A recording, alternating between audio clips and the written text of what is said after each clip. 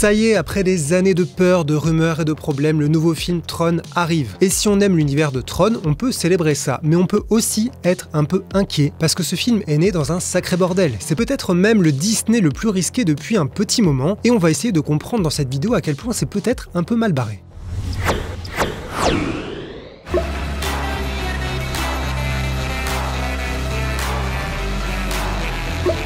Salut, c'est Geoffrey et le compte à rebours est lancé dans 3 semaines, sort Tron Ares, le 3e film de la franchise. Et oui, on peut parler de franchise, puisqu'on a eu le premier film Tron en 1982, la suite Tron l'héritage en 2011, mais aussi la série Tron la révolte en 2012, une douzaine de jeux vidéo depuis les années 80 et des attractions. Et aussi 2 ou 3 énormes galères, notamment un projet de série abandonné et un film plus ou moins jeté à la poubelle. Tout ça, ça indique 2 choses importantes. La première, Tron est donc une marque, une franchise, une propriété intellectuelle, comme on dit dans le jargon de l'industrie hollywoodienne. Autrement dit, c'est un truc qui peut rapporter plein d'argent au studio en jouant sur la nostalgie et les fans. La deuxième chose importante, c'est une marque qui n'a pas l'air d'être simple à gérer. Elle est là depuis une quarantaine d'années et on a eu seulement 3 films. Alors oui, c'est déjà pas mal, on est d'accord. Mais pour Hollywood, on peut dire que c'est quasiment que dalle. Voire que ça traduit à quel point ils ne savent pas trop quoi faire de Tron. Et c'est là qu'on arrive à la question du jour. Est-ce que ce Tron Ares est un gros risque pour Disney qui produit et distribue le film? Alors attention, avertissement, pour ma part, j'ai plutôt envie qu'il marche. J'aime cet univers, j'aime les 2 précédents films, j'adore Nine Inch Nails qui fait la BO de celui-ci, et s'il faut bouffer de la franchise,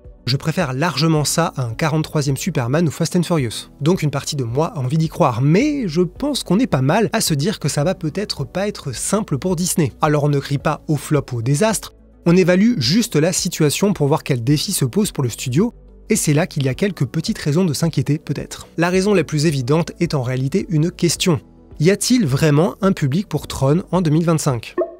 Hello, c'est Judith. Je me permets d'interrompre un petit instant Geoffrey pour enfourcher ma moto virtuelle afin de vous guider dans la dimension lumineuse du sponsor de cette vidéo. Je parle évidemment de CyberGhost VPN. Bon, vous voyez le concept d'un VPN? Oui, je vais vous le redire quand même parce qu'on ne sait jamais. Un VPN, c'est un réseau privé virtuel grâce auquel vous pouvez naviguer, comme une moto dans les embouteillages, de façon totalement libre et anonyme sur Internet. Grâce à ce logiciel, toutes vos données sont chiffrées et tout votre trafic internet est dirigé via un canal sécurisé. C'est ce qu'il vous faut pour éviter les tentatives de piratage dont vous pourriez être la cible de la part de personnes ou de sites mal intentionnés. Perdez-vous en toute sécurité dans les méandres de la toile en restant parfaitement incognito. Ça fonctionne si vous êtes en France, mais aussi presque partout ailleurs, puisque les serveurs CyberGhost couvrent pas moins d'une centaine de pays différents. Mais c'est pas tout. Non seulement CyberGhost permet de masquer votre adresse IP, mais il permet aussi d'utiliser une IP étrangère et de ne plus se retrouver limité par les restrictions des frontières virtuelles. Ça veut dire que grâce à CyberGhost, vous pouvez avoir accès à n'importe quel contenu habituellement bloqué dans votre pays. Ça veut dire un accès étendu à la presse étrangère, mais aussi à des catalogues de VOD étrangers, comme ceux de Netflix, Disney+,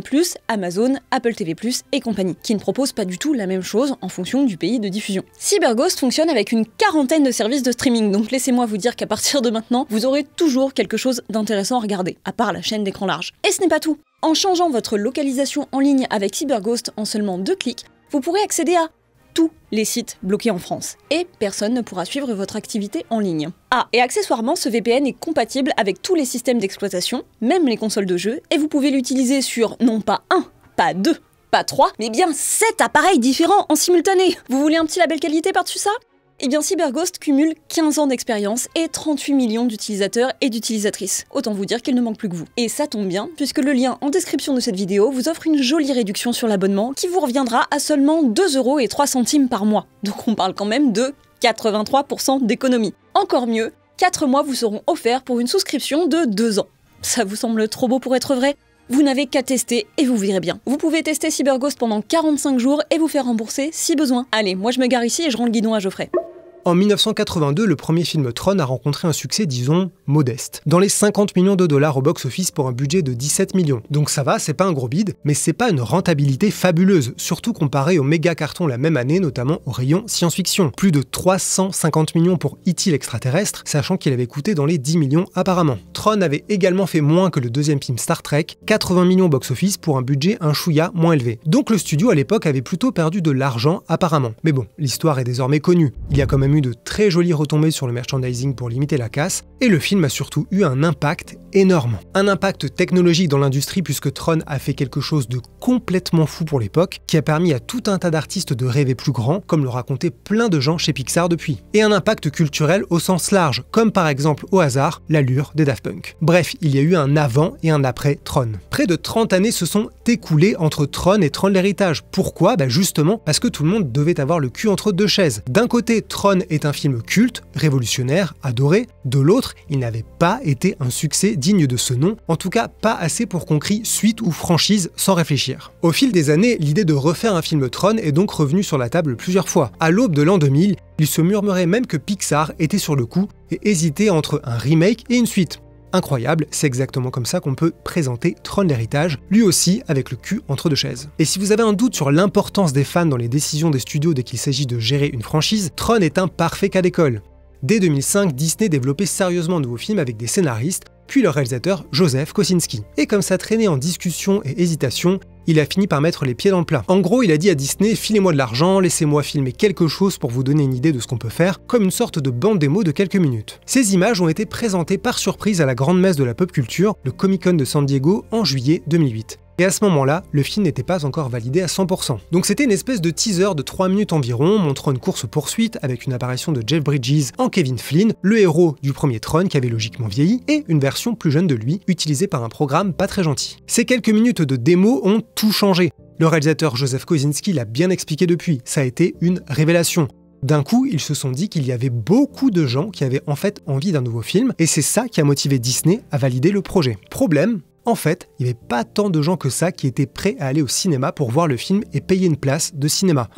Tron l'héritage est né grâce aux fans, et en fait, la saga Tron est presque morte à cause des fans pour le dire de manière un peu grossière. C'est là qu'il faut regarder de près les chiffres et sortir de la vision binaire succès ou échec. Il y a pas mal de nuances entre les deux et Tron l'héritage l'illustre bien. Le film a officiellement coûté dans les 170 millions de dollars et franchement c'était plutôt un très joli budget. On peut comparer aux autres films sortis en 2010. Le Alice au pays des merveilles dégueulasse de Tim Burton et Iron Man 2 tout aussi dégueulasse, c'était dans les 200 millions. Harry Potter et les reliques de la mort, c'était 250 millions mais pour les deux films tournés en même temps. Autrement dit, Disney a misé gros sur Tron l'héritage. D'autant que là, on parle du budget de production pour faire le film, il faut aussi rajouter le budget marketing pour vendre le film. On trouve encore moins d'infos sur ce budget, mais à l'époque, le Los Angeles Times parlait d'un budget promo de 100 millions de dollars au moins, ce qui semble plausible. On arrive donc à un film qui aurait coûté au total dans les 270 millions. Et au box-office, il a rapporté combien ? Environ 410 millions. Et c'est assez bof. Je vais pas tout réexpliquer parce que je pense que pas mal de gens en ont marre de m'entendre détailler tout ça si régulièrement, d'autant que j'ai fait une super vidéo sous forme de petit guide qui explique tout ça. Mais en gros, le studio ne récupère qu'une partie des recettes et ça dépend en plus des territoires. Donc non, on ne fait pas score du box-office moins budget total pour arriver à ce que le studio a gagné.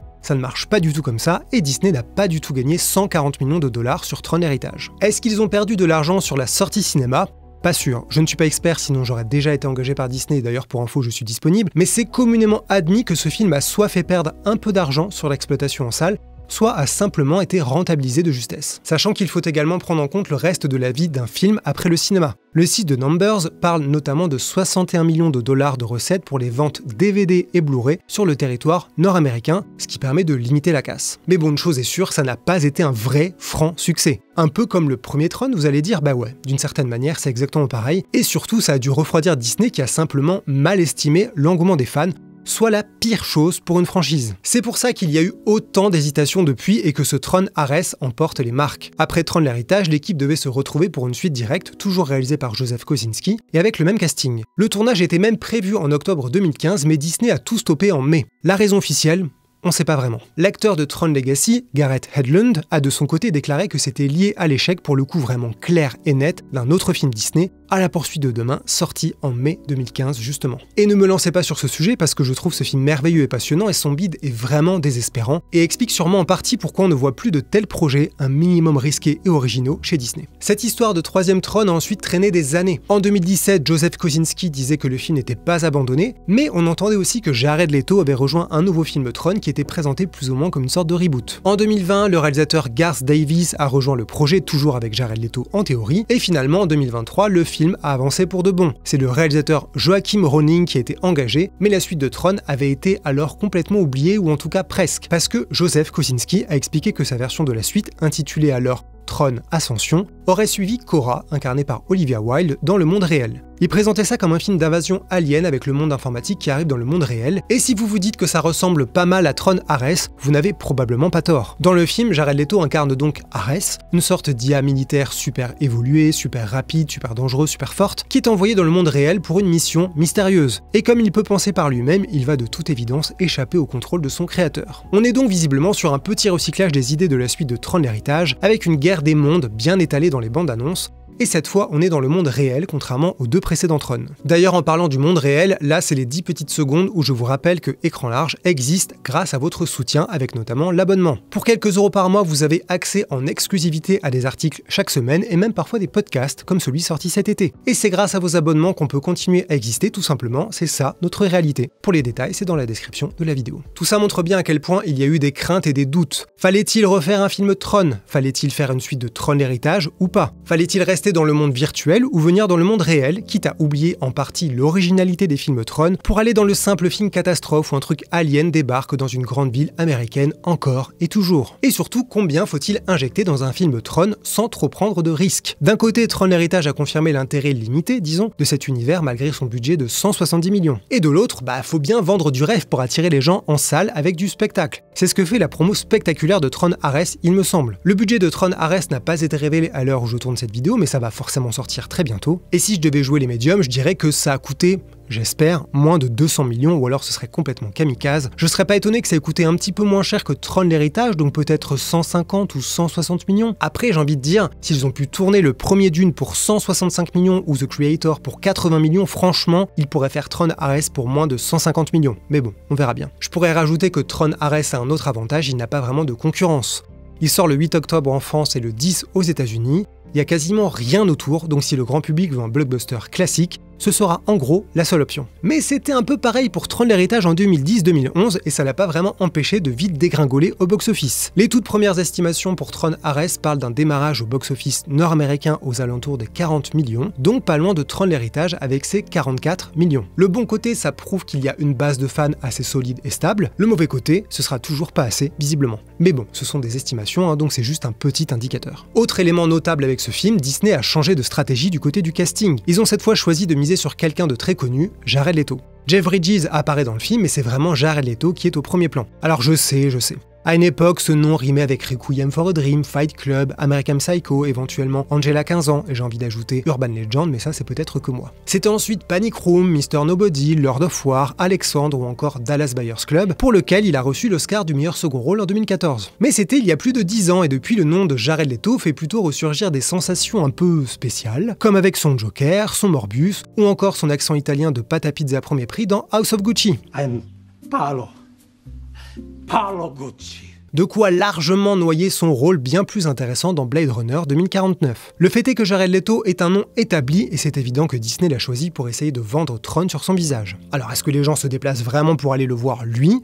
Est-ce qu'il a les épaules pour porter une super production tout seul? Après tout, ça avait si bien marché sur Morbius. Qu'est-ce qui pourrait mal se passer avec Tron Ares? D'autant que sur une note bien plus sérieuse, depuis juin 2025, Jared Leto est accusé de harcèlement et agression sexuelle par plusieurs femmes dont certaines étaient mineures au moment des faits. Sachant que l'acteur et musicien a apparemment fondé avec son groupe 30 Seconds to Mars une espèce de secte. En 2019, ils ont organisé des sortes de vacances d'été sur une île en Croatie avec des centaines de personnes et surtout de femmes. Tout le monde est habillé en blanc et ils ont posté des images avec une phrase « Oui, c'est une secte ».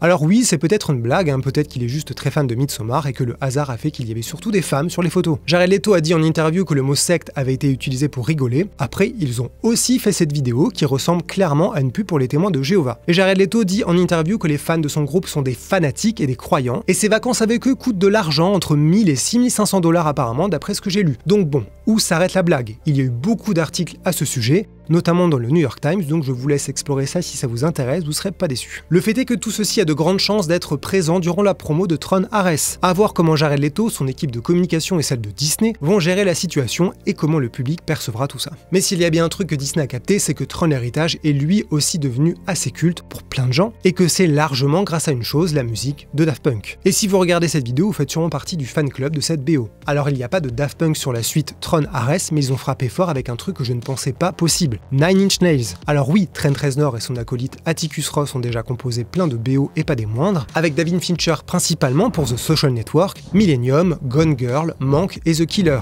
Et hors Fincher, je vais citer mes préférés, les BO de 90s et Track à Boston. Mais c'est la première fois que le fondateur et la tête pensante du groupe mythique et son fidèle collaborateur sont crédités sous le nom de Nine Inch Nails. C'est pas rien et c'est pour ça que le nom est mis en avant un peu partout. Regardez les affiches, regardez les bandes annonces. En août 2024, Disney avait annoncé en grande pompe lors de leur panel D23 que le groupe allait composer la BO de Tron Ares avec Trent Reznor et Atticus Ross sur scène pour marquer le coup. Et c'est clairement pas anodin. Le studio savait que ça allait être un argument de vente. En quelque sorte, on peut dire que Nine Inch Nails est finalement la deuxième marque mise en avant durant la promo après Tron. D'ailleurs, c'est pas le réalisateur de Tron Ares qui a pensé à eux. L'idée vient de Tom McDougall, le président de Walt Disney Music. C'est lui qui leur a proposé de composer la musique, ce qui est pas totalement étonnant. Pour Tron l'héritage, c'est d'abord les producteurs qui avaient essayé de contacter Daft Punk en vain, et ensuite c'est le réalisateur Joseph Kosinski qui leur a parlé et les a convaincus. Mais le truc assez dingue pour Tron Ares, c'est que l'idée d'utiliser le nom de Nine Inch Nails vient aussi du boss de Walt Disney Music. C'est lui qui leur a demandé s'ils voulaient bien être crédités comme ça. Alors je sais pas, peut-être qu'il est fan du groupe et qu'il connaît par cœur les paroles de Piggy et Closer, mais peut-être qu'il a surtout vu là, cyniquement, l'opportunité d'utiliser une marque super connue pour attirer un public dans les salles de cinéma, et ça marche un peu pour moi. En fait, je pense savoir pourquoi je suis si partagé et méfiant avec ce film. D'un côté, il y a plein de signaux positifs qui témoignent d'une réelle ambition artistique, ou en tout cas,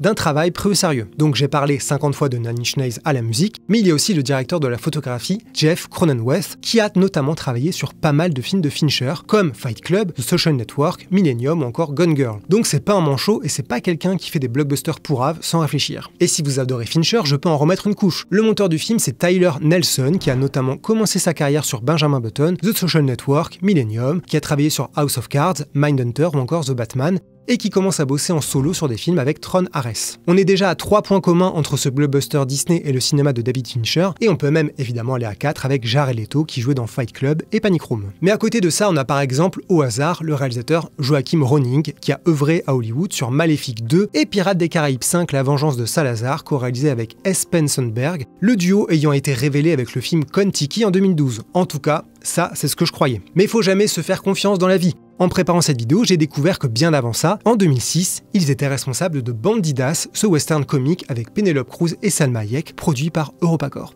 Alors je sais qu'il faut pas juger par avance. Et après tout, Tron Héritage était le premier film de Joseph Kosinski. Depuis, il a prouvé ses talents avec Oblivion, Top Gun Maverick ou encore F1. Mais le truc, c'est qu'on a déjà vu Joachim Ronning gérer une suite sur une franchise et chez Disney, avec Maléfique 2 et Pirates des Caraïbes 5. Et c'était pas fameux, pour le dire le plus poliment possible. C'est de la merde, c'est tout. C'était même franchement fade, impersonnel, insipide et inoffensif, soit le contraire de ce qu'on peut attendre d'un film Tron, surtout avec la musique de Nine Inch Nails. Donc oui, c'est sûr, dans un coin de ma tête, je rêve de la réalité parallèle où on a pu avoir la vraie suite de Tron l'Héritage. Ou même une suite de Tron avec, je sais pas, peut-être par exemple Cillian Murphy, parce qu'il faut pas oublier qu'il apparaissait dans Tron l'Héritage, où il jouait le petit rôle d'Edward Dillinger Jr., le boss d'Encom et fils du méchant Dillinger qu'on voyait dans le premier Tron. Donc en fait, il aurait pu revenir dans un film Tron, et d'ailleurs dans Tron Ares, Evan Peters joue Julian Dillinger. De là à imaginer que Disney a essayé de ramener Cillian Murphy mais qu'il avait mieux à faire, il n'y a qu'un tout petit pas. Mais bon, imaginez un instant un film Tron avec Cillian Murphy, avec la musique de Nine Inch Nails et peut-être un autre acteur dans le rôle de Ares et un autre réalisateur derrière la caméra. Bon, le moment où je commence à réécrire la réalité, c'est le moment où je dois commencer à la fermer. Et n'oubliez pas non plus de jeter un œil à notre partenaire CyberGhost en cliquant sur le lien et bénéficier de 4 mois offerts et 83% de réduction. Protégez votre vie privée, débloquez des contenus exclusifs et faites des économies avec CyberGhost. Essayez-le sans risque grâce à la garantie satisfait ou remboursé de 45 jours. Et si vous voulez une autre histoire de science-fiction et de billes de box-office, n'oubliez pas, il y a ma super vidéo sur Cloud Atlas parce que ce film grandiose le mérite.